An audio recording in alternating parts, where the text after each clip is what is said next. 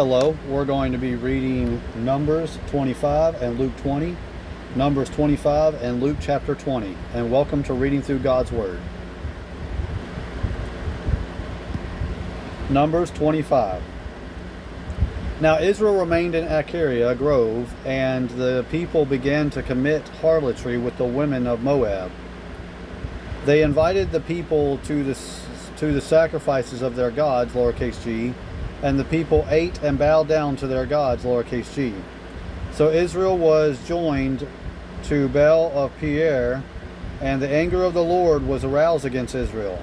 Then the Lord said to Moses, "Take all the leaders of the people and hang the officers before the Lord out in the sun, that the fierce anger of the Lord may turn away from Israel." So Moses said to the judges of Israel, "Every one of you kill his men who were joined to Baal at Peor." And indeed, one of the children of Israel came and presented to his brethren a Midianite woman in the sight of Moses and in the sight of all the congregation of the children of Israel, who were weeping at the door of the tabernacle meeting. Now when Phinehas, the son of Eleazar, the son of Aaron, the priest, saw it, he rose from among the congregation and took a javelin in his hand, and he went after the man of Israel into the tent and thrust both of them through, the man of Israel and the woman through her body. So the plague was stopped among the children of Israel. And those who died in the plague were 24,000. Then the Lord spoke to Moses, saying, "Phinehas, the son of Eleazar, the son of Aaron, the priest, has turned back my wrath from the children of Israel, because he was zealous with my zeal among them, so that I did not consume the children of Israel in my zeal. Therefore say, Behold, I give to him my covenant of peace, and it shall be to him and his descendants after him a covenant of an everlasting priesthood, because he was zealous for his God, and made atonement for the children of Israel." Now the name of the Israelite who was killed with the Midianite woman, was Zimri, the son of Selu, a leader of the father's house among the Samanites. And the name of the Midianite woman who was killed was Kozabai, the daughter of Zur. He was head of the people of the father's house of Midian. Then the Lord spoke to Moses, saying, "Harass the Midianites and attack them, for they harassed you with their schemes, by which they seduced you in the matter of Peor, and in the matter of Kozbai, the daughter of a leader of Midian, their sister, who was killed in the day of the plague because of Peor." Luke chapter 20.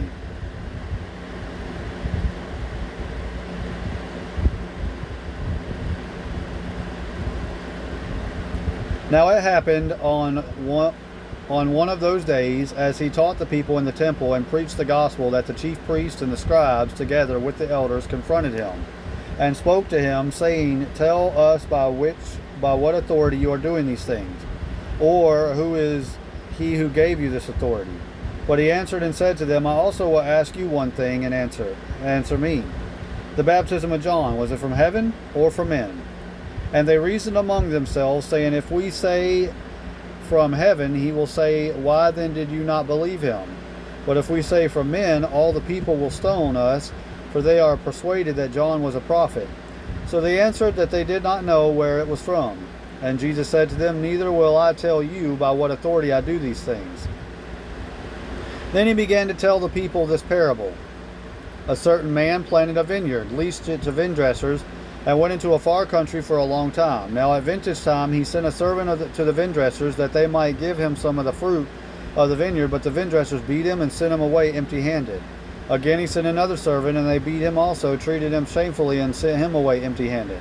And again he sent a third, and they wounded him also and cast him out. Then the owner of the vineyard said, "What shall I do? I will send my beloved son. Probably they will respect him when they see him." But when the vine-dressers saw him, they reasoned among themselves, saying, "This is the heir. Come, let us kill him, that the inheritance may be ours." So they cast him out of the vineyard and killed him. Therefore, what will the owner do to the vineyard to do it? Therefore, what will the owner of the vineyard do to them? He will come and destroy those vine-dressers and give the vineyard to others. And when they heard it, they said, "Certainly not." Then he looked at them and said, "What then is this that is written? The stone which the builders rejected has become the chief cornerstone. Whoever falls on that stone will be broken, but whoever it falls, it will grind him to powder." And the chief priests and the scribes that very hour sought to lay hands on him, but they feared the people, for they knew he had spoken this parable against them. So they watched him and sent spies who pretended to be righteous, that they might seize on his words, in order to deliver him to the power and authority of the governor. Then they asked him, saying, "Teacher, we know that you say and teach rightly, and you do not show personal favoritism, but teach the way of God in truth. Is it lawful for us to pay taxes to Caesar or not?" But he perceived their craftiness and said to them, "Why do you test me? Show me a denarius. Whose image and inscription does it have?" They answered and said, "Caesar's." And he said to them, "Render therefore to Caesar the things that are Caesar's, and to God the things that are God's." But they could not catch him in his words in the presence of the people, and they marveled at his answer and kept silent.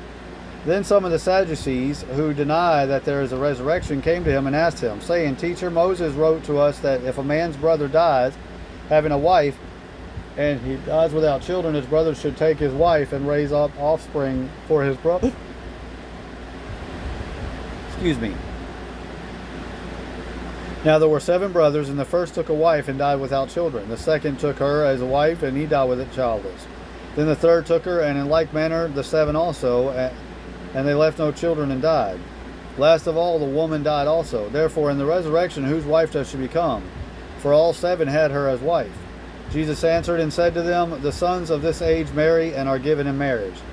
But those who are counted worthy to obtain that age and the resurrection from the dead neither marry nor are given in marriage. Nor can they die any more, for they are equal to the angels and are sons of God, being sons of the resurrection. But even Moses showed in the burning bush passage that the dead are raised when he called the Lord the God of Abraham, the God of Isaac, and the God of Jacob. For he is not the God of the dead, but is God of living, for all live to him." Then some of the scribes answered and said, "Teacher, you have spoken well." But after that they dared not question him any more. And he said to them, "How can they say that the Christ is the son of David? Now David himself said in the book of Psalms, 'The Lord said to my Lord, sit at my right hand till I make your enemies your footstool.' Therefore David calls him Lord. How is he then his son?"